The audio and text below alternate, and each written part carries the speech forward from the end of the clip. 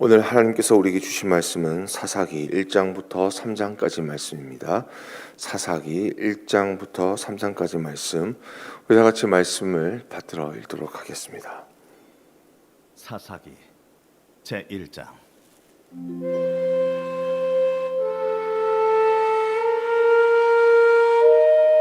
여호수아가 죽은 후에 이스라엘 자손이 여호와께 여쭈어 이르되, 우리 가운데 누가 먼저 올라가서 가나안 족속과 싸우리이까?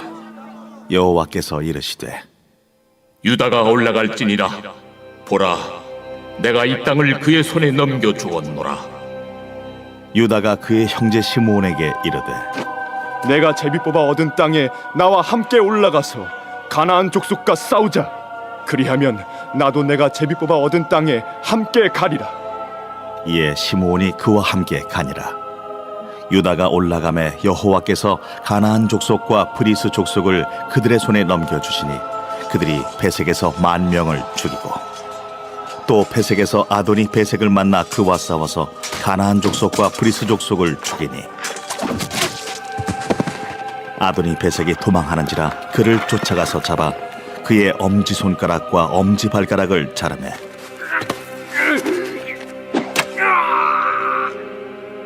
아도니 베색이 이르되, 옛적의 70명의 왕들이 그들의 엄지손가락과 엄지발가락이 잘리고 내 상 아래에서 먹을 것을 줍더니 하나님이 내가 행한 대로 내게 갚으시미로다.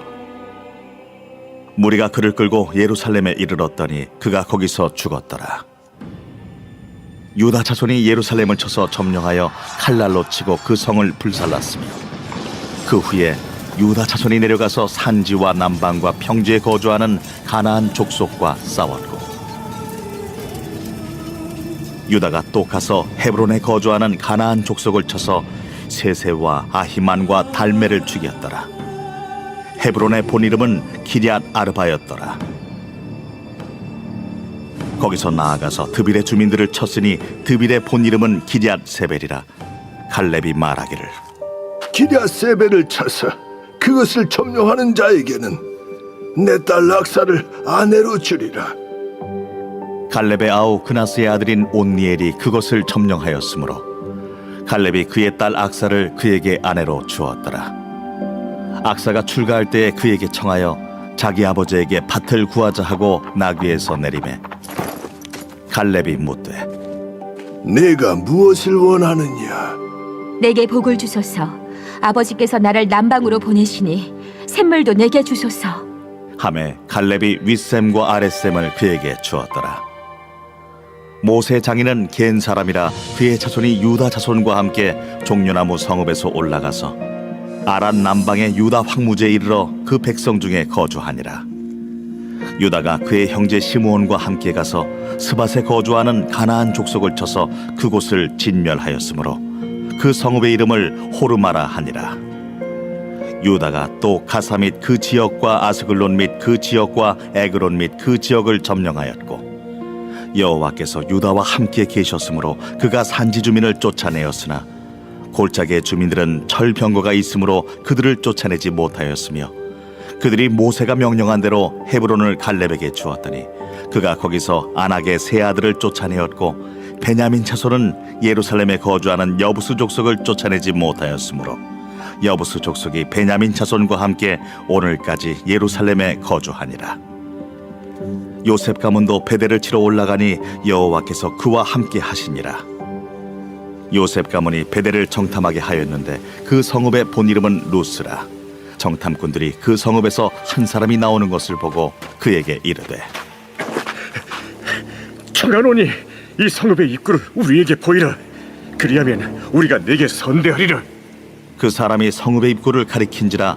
이에 그들이 칼날로 그 성읍을 쳤으되 오직 그 사람과 그의 가족을 놓아 보내매, 그 사람이 햇사람들의 땅에 가서 성읍을 건축하고 그곳의 이름을 루스라 하였더니 오늘까지 그곳의 이름이 되니라. 므낫세가 베스안과 그에 딸린 마을들의 주민과 다아낙과 그에 딸린 마을들의 주민과 돌과 그에 딸린 마을들의 주민과 이블라함과 그에 딸린 마을들의 주민과 무기토와 그에 딸린 마을들의 주민들을 쫓아내지 못하며 가나안 족속이 결심하고 그 땅에 거주하였더니 이스라엘이 강성한 후에야 가나안 족속에게 노역을 시켰고 다 쫓아내지 아니하였더라. 에브라임이 게셀에 거주하는 가나안 족속을 쫓아내지 못하매 가나안 족속이 게셀에서 그들 중에 거주하였더라. 스불론은 기드론 주민과 나할롤 주민을 쫓아내지 못하였으므로 가나안 족속이 그들 중에 거주하면서 노역을 하였더라. 아셀이 악고 주민과 시돈 주민과 알랍과 악십과 헬바와 아빅과 르홉 주민을 쫓아내지 못하고 아셀 족속이 그 땅의 주민 가나안 족속 가운데 거주하였으니 이는 그들을 쫓아내지 못함이었더라. 납달리는 베세메스 주민과 베다낫 주민을 쫓아내지 못하고 그 땅의 주민 가나안 족속 가운데 거주하였으나 베세메스와 베다낫 주민들이 그들에게 노역을 하였더라. 아모리 족속이 단자손을 산지로 몰아넣고 골짜기에 내려오기를 용납하지 아니하였으며 결심하고 헤레스 산과 아얄론과 사알빔에 거주하였더니 요셉의 가문의 힘이 강성함에 아모리 족속이 마침내는 노역을 하였으며 아모리 족속의 경계는 아그라빔 비탈의 바위부터 위쪽이었더라. 제2장.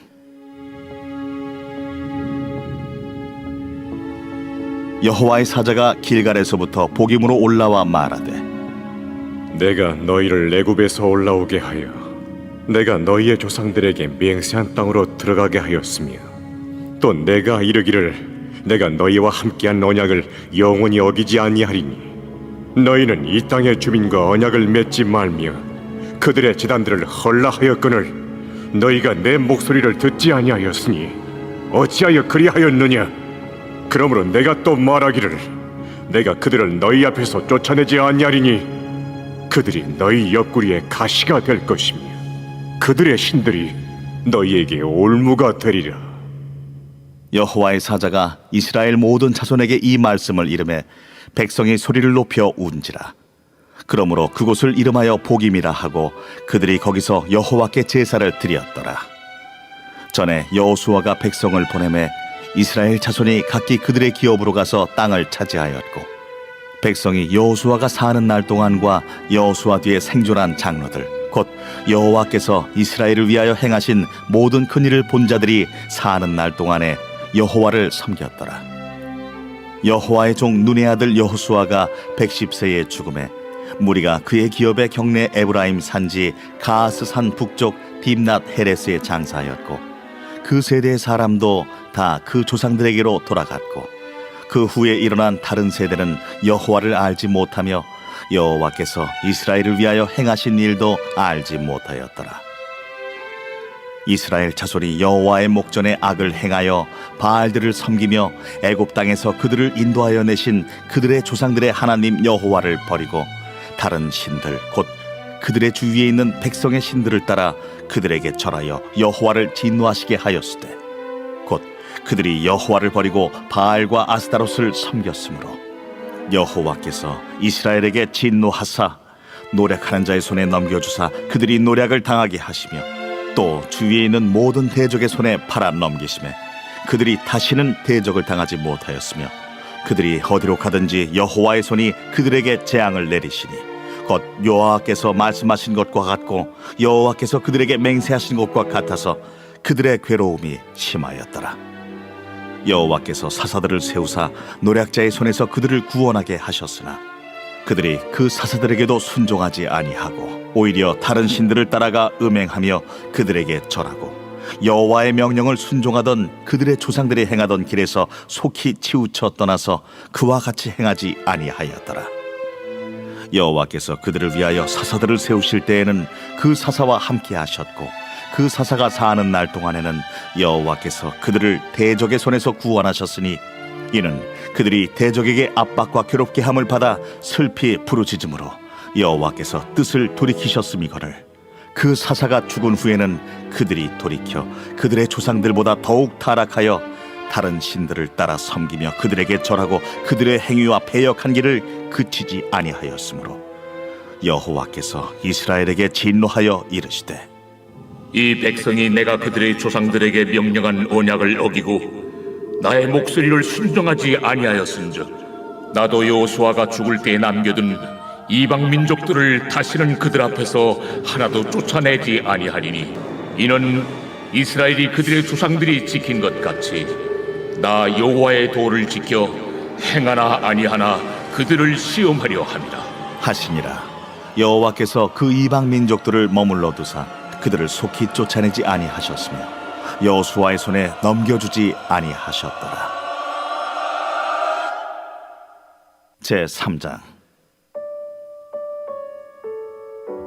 여호와께서 가나안의 모든 전쟁들을 알지 못한 이스라엘을 시험하려 하시며 이스라엘 자손의 세대 중에 아직 전쟁을 알지 못하는 자들에게 그것을 가르쳐 알게 하려 하사 남겨두신 이방 민족들은 블레셋의 5 군주들과 모든 가나안 족속과 시돈 족속과 바알 헤르몬 산에서부터 하맛 입구까지 레바논 산에 거주하는 히위 족속이라. 남겨두신 이 이방 민족들로 이스라엘을 시험하사 여호와께서 모세를 통하여 그들의 조상들에게 이르신 명령들을 순종하는지 알고자 하셨더라.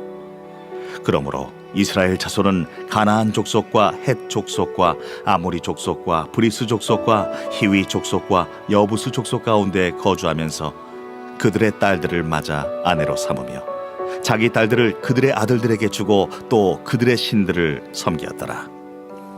이스라엘 자손이 여호와의 목전에 악을 행하여 자기들의 하나님 여호와를 잊어버리고 바알들과 아세라들을 섬긴지라. 여호와께서 이스라엘에게 진노하사 그들을 메소보다미아 왕 구산 리사다임의 손에 파셨으므로 이스라엘 자손이 구산 리사다임을 8년 동안 섬겼더니 이스라엘 자손이 여호와께 부르짖으매 여호와께서 이스라엘 자손을 위하여 한 구원자를 세워 그들을 구원하게 하시니 그는 곧 갈렙의 아우 그나스의 아들 온니엘이라. 여호와의 영이 그에게 임하셨으므로 그가 이스라엘의 사사가 되어 나가서 싸울 때에 여호와께서 메소보다미아 왕 구산 리사다임을 그의 손에 넘겨 주시매 온니엘의 손이 구산 리사다임을 이기니라. 그 땅이 평온한 지 40년에 그나스의 아들 온니엘이 죽었더라. 이스라엘 자손이 또 여호와의 목전에 악을 행하니라. 이스라엘 자손이 여호와의 목전에 악을 행함으로 여호와께서 모압 왕 에글론을 강성하게 하사 그들을 대적하게 하시매 에글론이 암몬과 아말렉 자손들을 모아가지고 와서 이스라엘을 쳐서 종려나무 성읍을 점령한지라. 이에 이스라엘 자손이 모압 왕 에글론을 18해 동안 섬기니라. 이스라엘 자손이 여호와께 부르짖으매 여호와께서 그들을 위하여 한 구원자를 세우셨으니 그는 곧 베냐민 사람 게라의 아들 왼손잡이 에훗이라. 이스라엘 자손이 그를 통하여 모압 왕 에글론에게 공물을 바칠 때에 에훗이 길이가 한 규빗 되는 좌우에 날선 칼을 만들어 그의 오른쪽 허벅지 옷 속에 차고 공물을 모압 왕 에글론에게 바쳤는데 에글론은 매우 비둔한 자였더라. 에훗이 공물 바치기를 마친 후에 공물을 메고 온 자들을 보내고 자기는 길갈 근처 돌 뜨는 곳에서부터 돌아와서 이르되 왕이여, 내가 은밀한 일을 왕에게 아뢰려 하나이다. 조용히 하라. 하매 모셔 선자들이 다 물러간지라. 에훗이 그에게로 들어가니 왕은 서늘한 다락방에 홀로 앉아있는 중이라. 에훗이 이르되 내가 하나님의 명령을 받들어 왕에게 아뢰 일이 있나이다. 왕이 그의 좌석에서 일어나니 에훗이 왼손을 뻗쳐 그의 오른쪽 허벅지 위에서 칼을 빼어 왕의 몸을 찌르되 칼자루도 나를 따라 들어가서 그 끝이 등 뒤까지 나갔고 그가 칼을 그의 몸에서 빼내지 아니하였으므로 기름이 칼날에 엉겼더라. 에훗이 현관에 나와서 다락문들을 뒤에서 닫아 잠그니라. 에훗이 나간 후에 왕의 신하들이 들어와서 다락문들이 잠겼음을 보고 이르되 왕이 분명히 서늘한 방에서 그의 발을 가리우신다 하고 그들이 오래 기다려도 왕이 다락문들을 열지 아니하는지라 열쇠를 가지고 열어본즉 그들의 군주가 이미 땅에 엎드려져 죽었더라. 그들이 기다리는 동안에 에훗이 피하여 돌 뜨는 곳을 지나 스이라로 도망하니라. 그가 이르러 에브라임 산지에서 나팔을 불매 이스라엘 자손이 산지에서 그를 따라 내려오니 에훗이 앞서가며 그들에게 이르되 나를 따르라. 여호와께서 너희의 원수들인 모압을 너희의 손에 넘겨주셨느니라. 무리가 에훗을 따라 내려가 모압 맞은편 요단강 나루를 장악하여 한 사람도 건너지 못하게 하였고, 그때에 모압 사람 약 10,000명을 죽였으니 모두 장사요 모두 용사라. 한 사람도 도망하지 못하였더라. 그날에 모압이 이스라엘 수하에 굴복하매 그 땅이 80년 동안 평온하였더라. 에훗 후에는 아나세 아들 삼갈이 있어 소모는 막대기로 블레셋 사람 600명을 죽였고 그도 이스라엘을 구원하였더라. 아멘, 아멘. 오늘부터 우리는 모세 오경과 여호수아를 지나 두 번째 역사서인 사사기로 들어가게 되었습니다. 이 사사기에서는 여호수아 이후 사무엘 전까지 12명의 사사를 다루고 있습니다.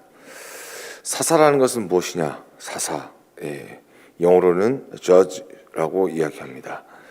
히브리어로는 쇼메팀이라고 하는데 판결을 선고하다, 그리고 다스리다라는 의미가 있습니다.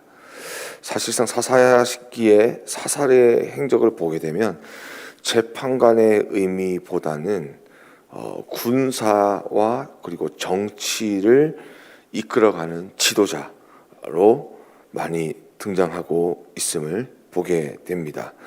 그러니까 사사의 역할이라는 것은 왕이요 그리고 제사장의 역할을 합니다.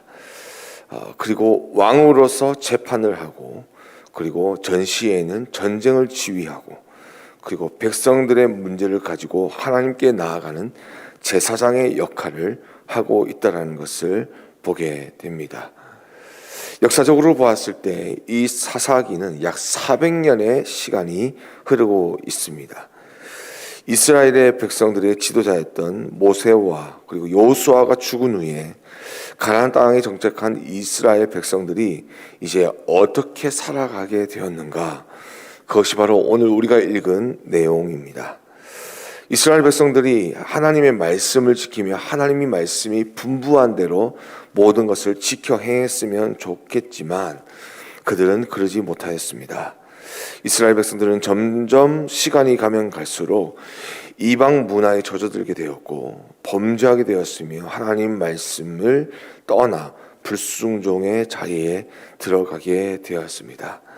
이러한 백성을 향하여 하나님은 이방 민족을 통해서 계속해서 자유를 뺏게 하시고 패배를 통하여 나라가 빼앗기는 그러한 어려운 시간을 보게 하십니다. 그때마다 하나님을 부르짖고 그의 마음을 찢으며 하나님께 돌아왔을 때에 하나님께서는 하나님의 사람 사사를 세우셔서 그들을 구원하시는 모습이 계속해서 사사기에 전체적으로 흐르고 있습니다. 일명 사사기의 패턴이라고 합니다. 범죄함이 나타나고 하나님의 진노와 심판이 나타나게 되며 회개함으로 주님께 돌아왔을 때 사사를 통하여 구원을 얻게 되는 하나님의 역사심과 개입의 은혜가 이 사사기 가운데 흘러 넘치게 됩니다. 우리가 오늘 보게 된 1장의 말씀은 여호수아가 죽은 후에 가나안 땅 정복을 해 나가는 유다 지파의 빛나는 활약상을 소개하고 있습니다. 1장 1절부터 21장까지는 남방 지역에 대한 유다 지파와 그리고 시므온 지파의 정복 사역을 이야기하고 있고 29절부터는 므낫세와 에브라임 등 요셉 지파에 의한 불완전한 가나안 정복이 기록되어 있습니다. 왜 이런 모습이 나타나게 되었는가라고 하였을 때에 유다는 나중에 남유다의 아주 중요한 영적인 상속자로서 하나님을 예배하고 하나님을 경배하는 남유다 왕국을 지켜가며 하나님의 언약 가운데 나라를 지켜가지만 므낫세, 에브라임, 요셉이라고 하는 이 지파들의 중심으로 된 북쪽에 있는 나라들은 이미 하나님의 말씀을 떠나 그들의 삶 속에 하나님을 저버리고 결국 그 결과로 남유다보다도 먼저 아수르를 통하여 정복되어지고 나라를 빼앗겨버린 역사가 있기 때문입니다. 이 장에서는 언약을 지키고 가나안 땅의 우상에 빠진 이스라엘을 하나님께서 여호와 사자를 보내셔서 책망하시는 장면이 나타나게 됩니다. 이때에 여호수아 시대의 올바른 영적인 상태와 그리고 이 시대인 사사 시대의 타락한 영적 상태를 대비해 주고 있습니다. 그리고 3장에서는 이러한 모습 가운데 범죄함으로 그들의 땅 가운데 정말 있어서는 안 되는 하나님이 기뻐하지 않으시는 모습, 불완전한 순종, 그리고 이방 민족과의 타협, 그리고 그 속에서 일어나는 이방인들과의 혼인, 우상 숭배, 그리고 다음 세대들을 향한 신앙 교육의 부재를 통하여 하나님으로부터 떠난 이 백성들을 하나님은 그냥 두지 아니하시고 아까 이야기했던 대로 하나님의 섬세하신 개입을 통하여 이방 민족을 일으키심으로써 그들의 땅을 치심으로써 하나님의 진노와 심판이 시작되고 그로 말미암아 하나님께 부르짖고 회개함으로 나아가 하나님께서 세우신 사사를 통하여 구원을 받는 이 사사기의 패턴이 오늘 본문에서도 나타나게 됩니다. 첫 번째 사사가 온니엘입니다. 그는 갈렙의 아우 그나스의 아들입니다. 하나님께서 세우십니다. 그리고 메소포타미아 왕 구산 리사다임을 죽여 40년 동안 이스라엘 땅 가운데 평안을 주는 그런 위대한 지도자입니다. 에웃이라는 두 번째 사사가 또 세워지는 것을 보게 됩니다. 모압으로부터 18년 동안 지배를 당하면서 이스라엘은 자유를 빼앗기게 됩니다. 그가 가지고 있는 모든 것이 그 땅의 주인이 아닌 노예로 다시 살아가는 모습이 됩니다. 그때 하나님께서 왼손잡이 에웃을 세우시고 모압 왕 에글론을 암살을 성공시키시게 하심으로써 이스라엘이 모압으로부터 자유를 얻게 됩니다. 그리고 삼갈이라는 한 농부에 지나지 않는 평범한 정말 소모는 막대기로 이 블레셋을 600명을 죽이게 하심으로써 이스라엘 백성에게 또한 자유를 주시는 역사가 일어나게 됩니다. 이러한 하나님의 역사를 보았을 때에 정말 우리의 삶이 보여지는 것을 보게 됩니다.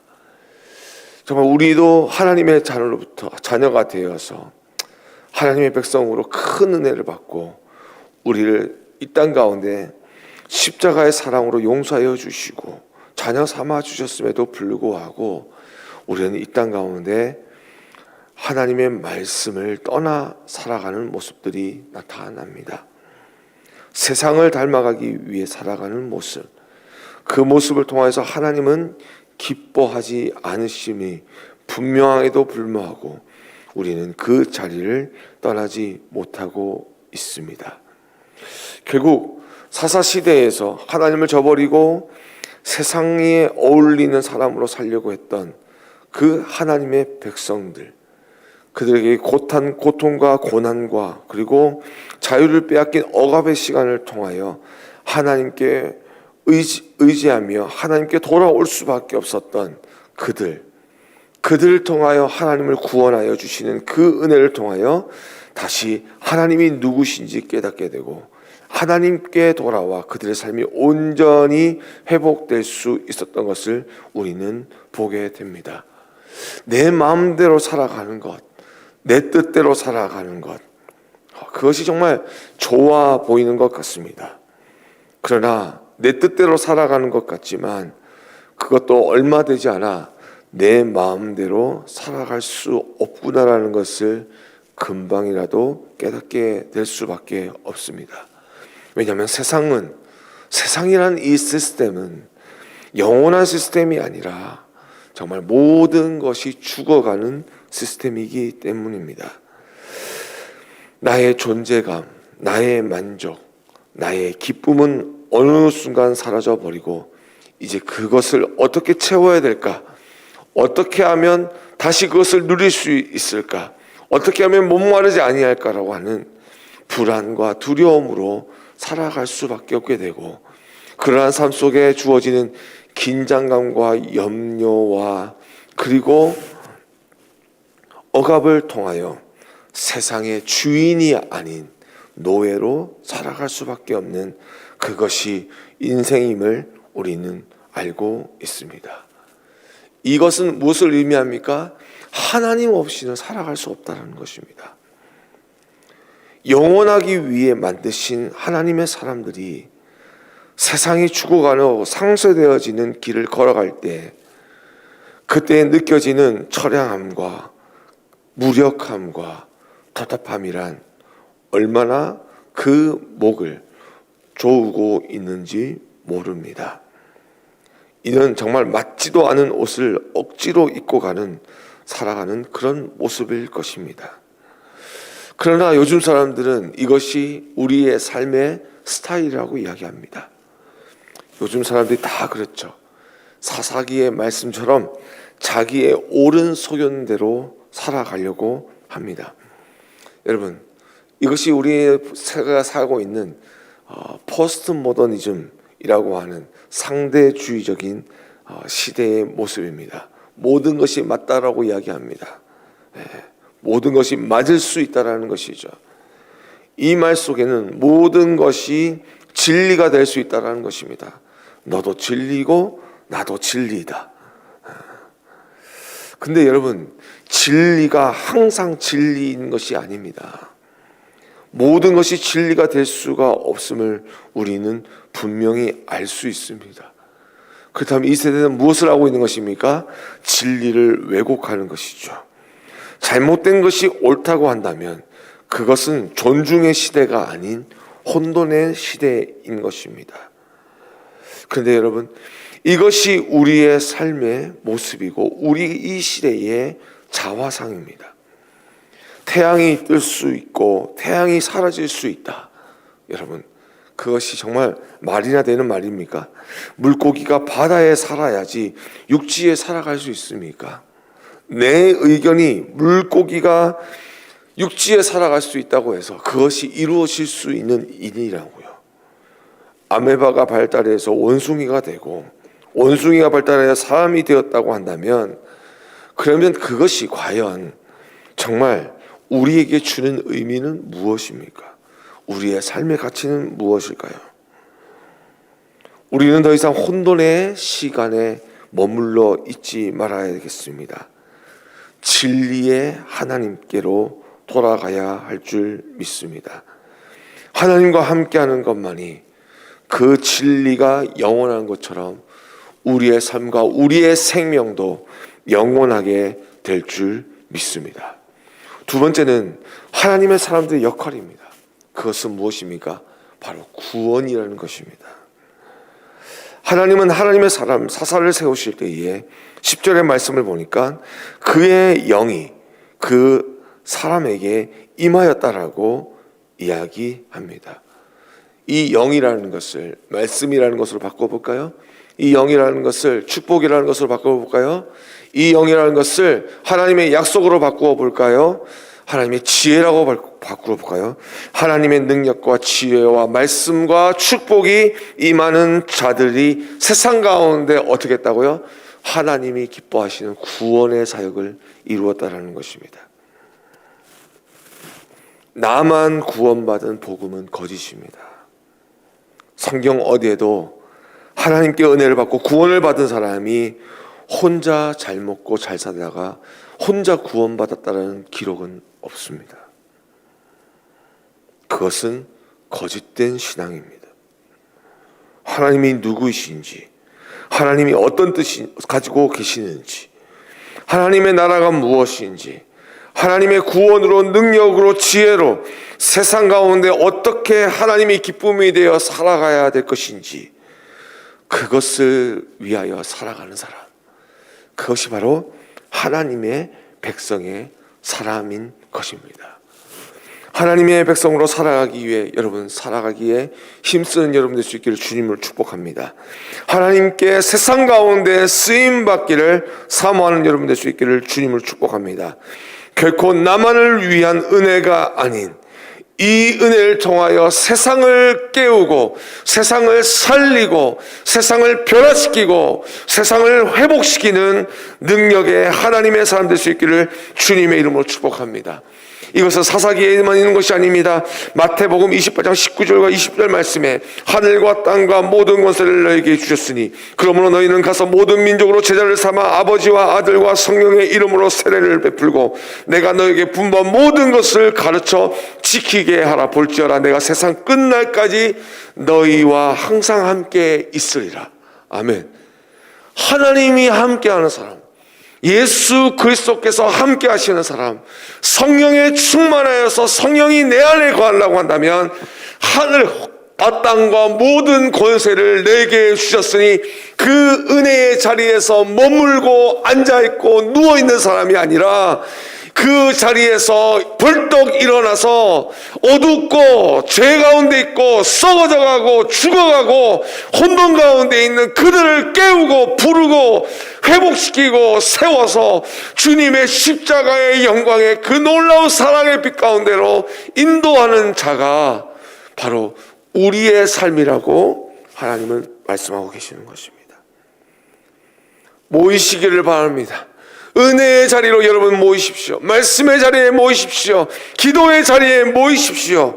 그리고 은혜를 받고 일어나 세상 가운데 나아가 우리에게 주신 영원한 약속, 영원한 은혜, 영원한 생명, 그 복음을 가지고 전도하고 또 더 나아가 땅끝까지 선교하고 그런 하나님이 기뻐하시는 일, 정말 하나님께서 지켜주시는 사람, 하나님이 함께하는 사람의 모습이 바로 여러분의 삶의 모습이 될 수 있기를 주님의 이름으로 축복합니다.